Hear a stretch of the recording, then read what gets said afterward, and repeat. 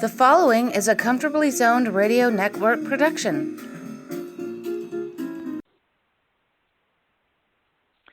Thank you, Tally Olson. I am back, loving baseball when we were 12 and innocent.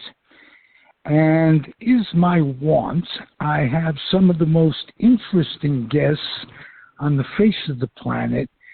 Today is no exception.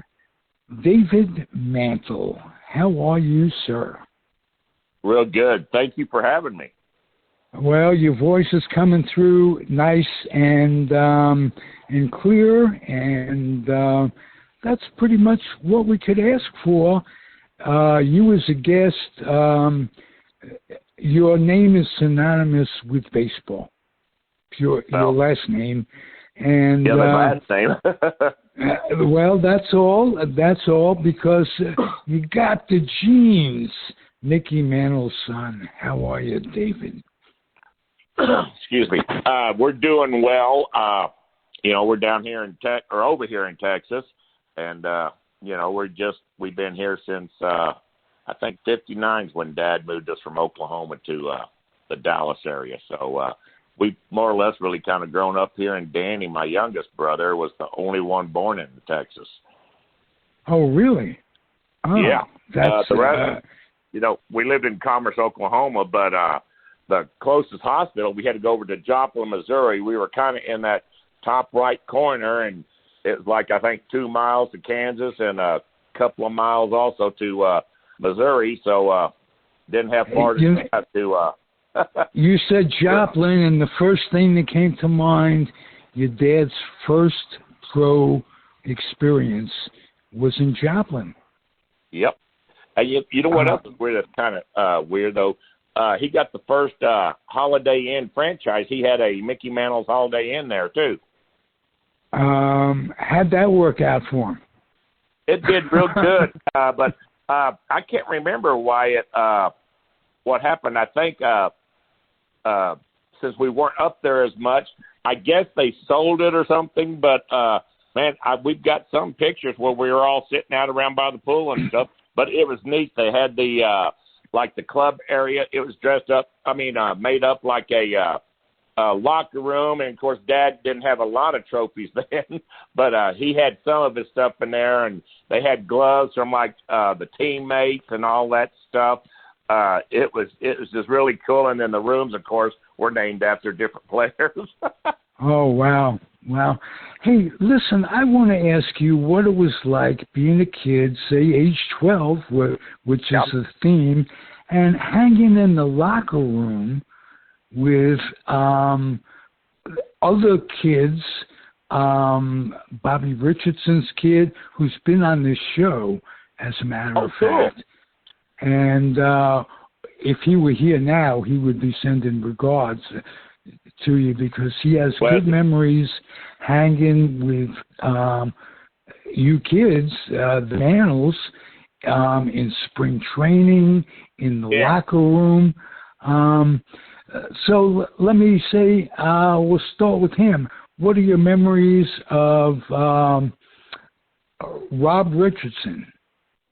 I tell you what, Bobby, besides being a great teammate, too, he's just a great person, too.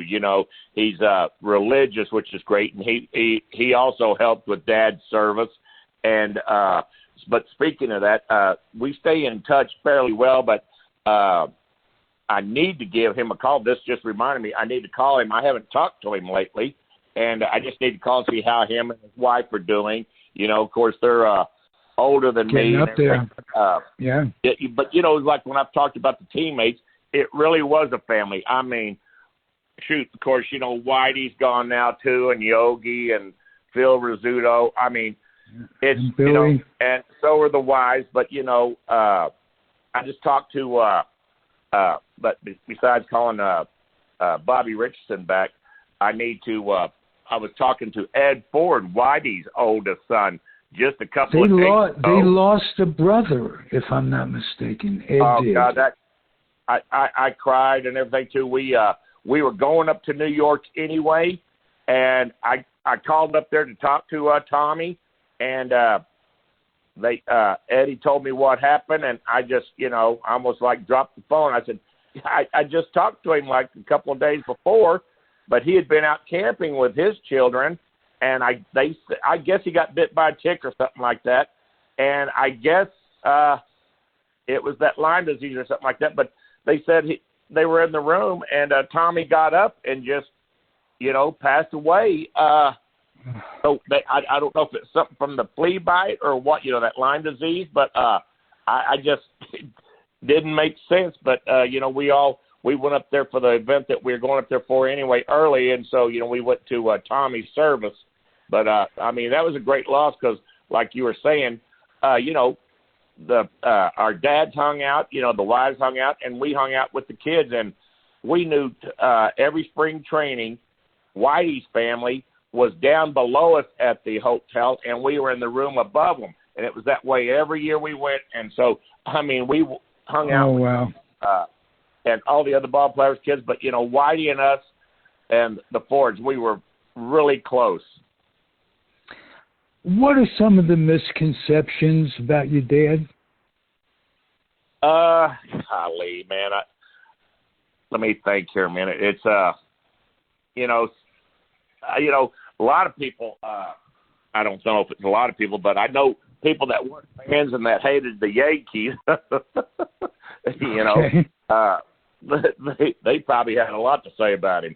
But, I think people didn't realize really, I think they realized about how good of a teammate he was, but nobody knew how loyal he was, too. And it's something like I posted. I remember I just thought of it the other day, and I posted it on Facebook. But, Dad looked at me one day. I was taking him to the airport. He was going somewhere, and I wasn't traveling with him at that time. But he just looked at me and says, "David, you're too loyal." And I, replied back. I said, "Well, who do you think I learned it from?" Wow. Yeah, and, I learned a lot from him and Mom. And but speaking back to it, we were very disciplined. Dad was a good disciplinarian. And I just remember that if we had done something wrong, at least for me, I'm not sure how my brothers handled it, but I always just wish I asked Mom one time or something. I said, "Can't we just fly me to Dad or something like that and let me get my whoopings over with?" Because by the time he did get home or the season was over, I'd lost 10 pounds worrying about getting whipped. My father traveled for business. He wasn't a ball player. He was a diamond dealer. But he traveled much of the year, and I got the same stuff from just wait until your father comes home. Yep. Right? That's when your dad gets home. And it was like, almost clockwork. He would come in the front door, and if I remember, I guess we all kind of just lined up waiting for our whoopings, but he'd come in the door, dropped his bag, and then said, "Go get the, what he whipped us with," and one of us would run back and get it, and we'd just all lean over, and then he goes, "I don't want you move, you better just stand still so I can do this." Right. Don't want you moving around. I did something wrong, and I knew I was in trouble. We were out in the trophy room, and I did something. I slammed the door or something like that, and I don't know how it happened, but I heard like a plate or something like that fall off the shelf in the next room or something like that. Then all of a sudden, you couldn't miss Dad walking down the halls and stuff at home because, how bad his legs were. You just heard that crack, crack, crack. Oh, wow. Oh, God, here he comes. And he came out there to the trophy room, and he goes, "Come here." And I kind of started running around the couch, and he was going, "Look, you're just making it worse." So I finally just stopped my beating. But, he was good. And Mom, I don't know how she raised all 5 of us boys, counting Dad. It's just like people said, Mom was a saint. I don't know how she did it with all 5 of us. Tell me something about her that we don't know, because much is written about your dad. Let's face it. How little is written about your mom? That's why, like you had mentioned, I was talking to Danny, my youngest brother. It's just me and him now. And I said, I think we need to write another book I said, we need to talk about, Dad and Mom, and of course, all of us going to Betty Ford's, and but talk about what's been going on since Dad's death, and what he's done, and what he still means to the fans and all that stuff. We're so blessed that, of course, we're all getting older, and the fans too. But it's neat to see younger kids, maybe hopefully because of their fathers or mothers, whatever, passing down Dad's legacy. What did you guys, as a group, I'm going to ask you, okay, the brothers, pass on to your kids, in particular, that you got from your mom?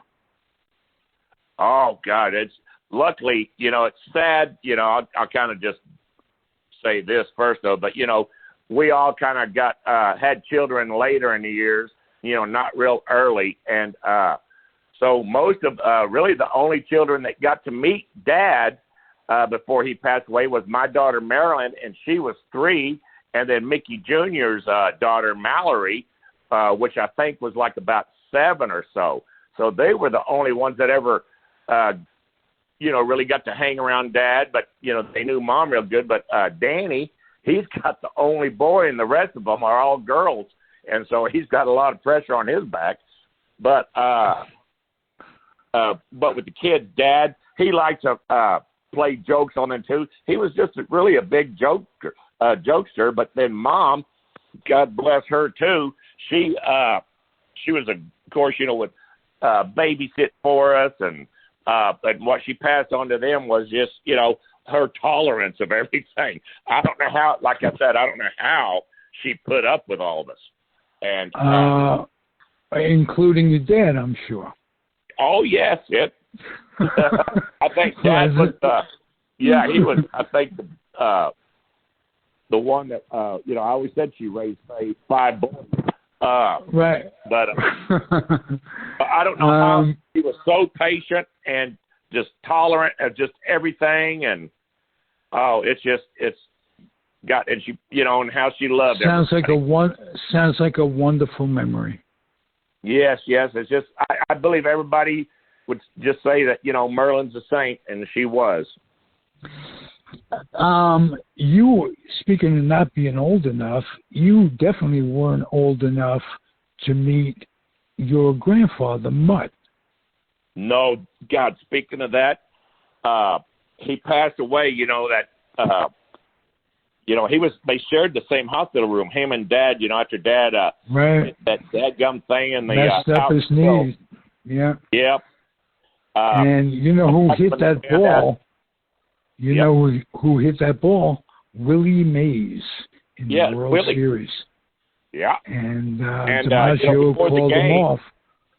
Yeah. Casey, I think it was Joe's last year, but, he had like a bad ankle or foot or something. And so Casey, asked Dad, said, kind of back up Joe if something happened. So Dad took off after that ball, and Joe called him off at the last minute. And that's when Dad went to stop and hit that thing. But I remember Yogi saying at one time to us that it's like when that happened, he said you could hear like his knee and whatever broke and all that. He goes, you could hear it in the dugout. Oh, yeah. Wow. People don't realize just how great your dad was. Not that he wasn't his whole career, but before he hurt himself, Casey described your dad as Cobb with power. Yep. Now, this is Ty Cobb we're talking about. People lose sight of just how great Ty Cobb was because we're all getting older and memories fade. But Casey, who had been around, would you say? What a compliment to your dad's proficiency as a raw rookie coming up. It probably put more pressure on him. Right? It probably did. Oh, now I got to live up to Ty too. Right, exactly. But all in all, he handled it the way he did, and you got to give him a lot of credit. He was one of those who did it my way, and good, bad, or indifferent, they will remember. Go ahead. I'm sorry. Oh, I'm sorry. I just think that, the way it turned out, of course, being from just a small old town and working in the lead mines and stuff there in Oklahoma, the pitcher conference. Yeah.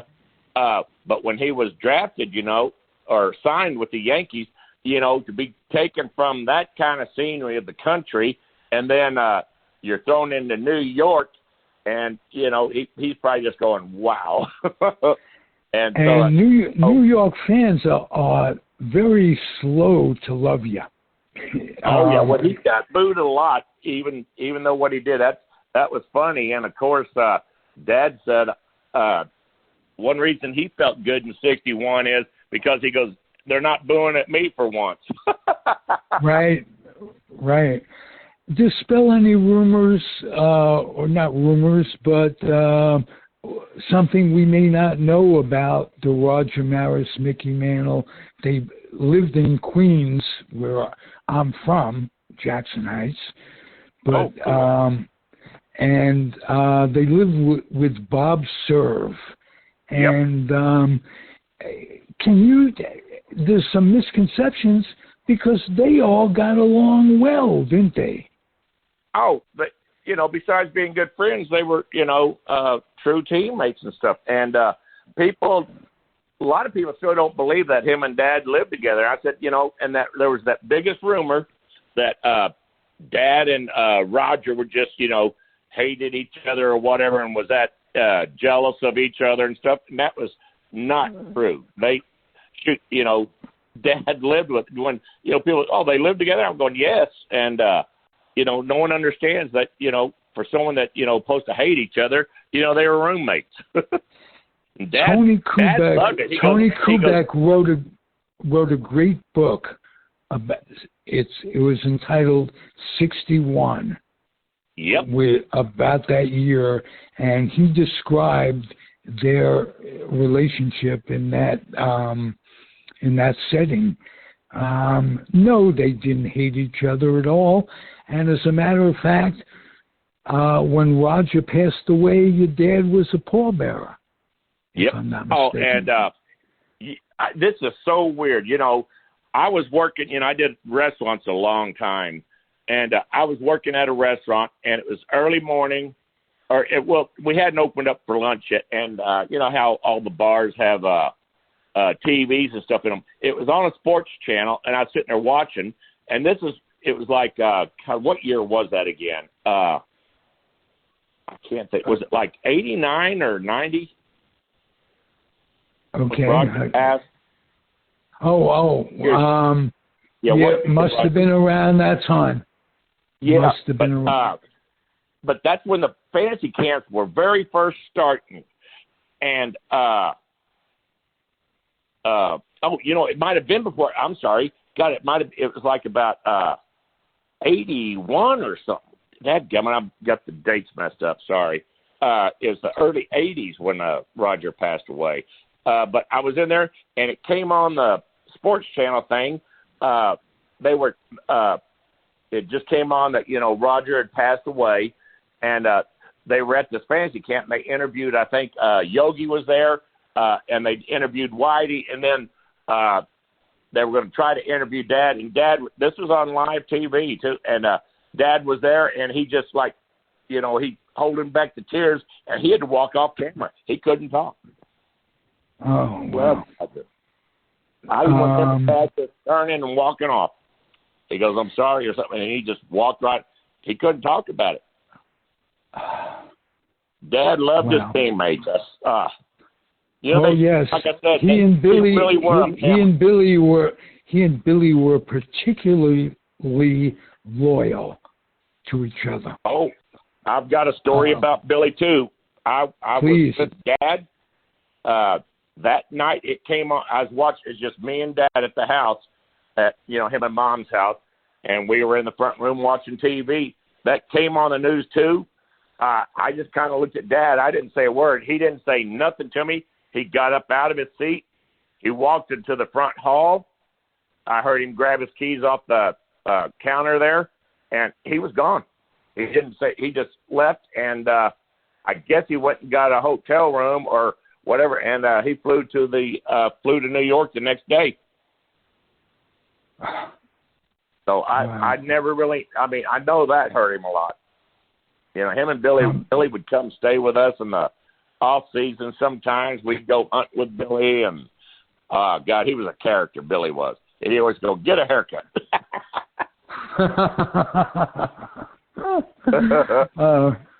Well, even your dad's hair got a little longer the older he got.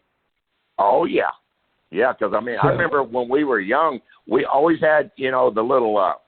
What were the haircuts, where you kind of like it just flips up in front or whatever? Flat tops? Yeah, flat top. Right. We had like no hair. And another story about that, I was walking past one of the bedrooms at the house, and I think I might have been a junior or senior in high school. That's when hair was getting longer. And Mickey Jr., him and Dad always kind of like butted heads at times. I guess Junior was being himself, but Mickey's hair was a little bit longer. And as I was getting closer, I heard this thing. I heard Dad say, "You're going to get a haircut." And then Mickey Jr. said, "No." And I was passing by the door of going into the room, and Mickey Jr. came flying past. I guess Dad had thrown him down or picked him up or something, and he hit the ground. The next thing I heard Mickey said, "I'll get a haircut. I'll get a haircut." He had a good way of convincing. I made it go a little bit faster. I got the heck out of there. You might have been next. Oh yeah, but God, did you brothers get along for the most part? Oh God, we were very close family too. I mean, the whole family was. It's just like it's probably like hopefully a lot of families. We just being family and stuff like that, and the way Mom and Dad raised us, we trusted each other. And Dad, I think that's one reason Dad liked being with his son so much when he wasn't, in the off seasons and stuff, because he trusted us and we trusted them too. So we were just a very tight family, and he felt safe, I think, with us. There was no whispering or any crap like that or whatever. And I did my turn at Betty Ford's too. I was no angel, but I told them one time they always thought that we were drinking because of him. And I told him, I said, look, one thing I said, man, I never blamed Dad or Mom for anything. I said, look, man, those were my choices. No one else's. My choice. Wow. You are a very mature young man, and you're young to me, David Mantle. Thank you for a terrific insight into your family, into your life. Time, brother. Wow. Anytime you're welcome. You can pick up the phone or email me, and if you got something to say, you have my microphone. Well, man, thank you. I appreciate that. But, I think I'm glad you mentioned that again. But, God, who was I talking to? Who was it yesterday? Dadgummit. But we were talking about it. It's Randall Swearingen. He's a good friend of the family's, and he came to some of the baseball camps. But he was also a big collector of Dad's memorabilia. But he even said that we should get together or do another book now. And I've been wanting to do it for a while. Hopefully we can get that done. But also, too, I said, now that since Dad never wanted the movie to be made about him until he was passed away. So, I think it's time to do a movie too, but I know some of the drinking and stuff is probably have to be in it, but one script it was just, that's all it was. I said, me and Danny, since it's just us, we go, look, man, he played baseball too. that was his deal. I said, you know, we need to make it about that too, and how he helped charities and kids and all that stuff. Well, you certainly have a way of expressing it that puts your family in a good light, a good positive light. And I haven't dimmed any of that, I hope. No, you haven't, sir. You're good. I'm glad you got to talk here. Well, I'm glad I got to talk to you. I don't get to use my Oklahoma voice very often. and I'm using it now for no apparent reason. I've been listening for 45 minutes, and it's absolutely the most refreshing Southern accent I've ever heard. And that's not a backhand compliment. Oh, yeah. I tell you what, some days my voice seems deeper, and I'll be like at a restaurant or something like that. Like the other day, a Vietnam veteran came over, and I love being around our veterans and stuff. I try to help them as much as I can and do whatever I can for them and stuff. But elderly man, he was, you know, a little bit older than me. He came over, he goes, man, have you ever thought about being in broadcasting? I said, man, I know it, because my voice was real deep that day. And he goes, your voice. I said, you know what? I should have got into broadcasting, and I don't know why I didn't. Well, I'll send you a link to this show within a couple of hours, and you play it back for yourself, and you really do have a voice for radio without having a face for radio, too. You look just like your dad. Oh, thank you. You know what? And I love that so much. You know, I try to be humble about it, but I just go, thank you. Thank you, Dad. Yeah. I can only imagine what it's like to go, well, I just look like Mickey frickin' Mantle. I know what. Before we go, this is a funny story. That made me just think of this. I was in New York, excuse me, and this was after Dad had passed away. I was walking back from Dad's restaurant there on, you know, Central Park South, that area. And I was walking back to the hotel, and we're just walking down the street. I'm going this way, and a gentleman comes the other way, and he looks at me and goes, man, I thought you died. And I think to myself, no. But then I go, oh, man, he thinks I'm Dad. Right. But initially I did it the wrong way. Wow, that's a big compliment. Your dad lit up a baseball field in more ways than one. And he was the Mick. Now, let me give you something to look at if you haven't already on YouTube. There is the complete 1969 retirement of and shows all the ball players coming out to their position, and the immenseness of the cheering, of the love for your dad when he rode around in the open convertible or whatever it was, golf cart. These are big words. They get to me. Golf cart. So I'm trying, though. David, we get along great. Come back and every now and again just to tell me that you're still hanging in there. I tell you what, we'll have to talk, man. If we get a book deal or even a movie deal, we'll have to talk. Well, maybe I could do this for you. If you get a movie deal, I could do the voice of the Yankees. Hey, now batting for the Yankees, number 7, Mickey Mantle, number 7. I loved hearing him say that. You know, he was there for so many years too. It was Bob Shepard. Yep. And God, he was so nice. I got to meet him a couple of times, and man, he was a good man too. I remember the story of your dad and Bob Shepard talking, and Bob Shepard said, announcing you was a thrill. And your dad said, well, hearing you announce me was every bit as much a thrill for me. Both men were gentlemen. Yep. We one thing's kind of sad, and then I'll try to let you go here.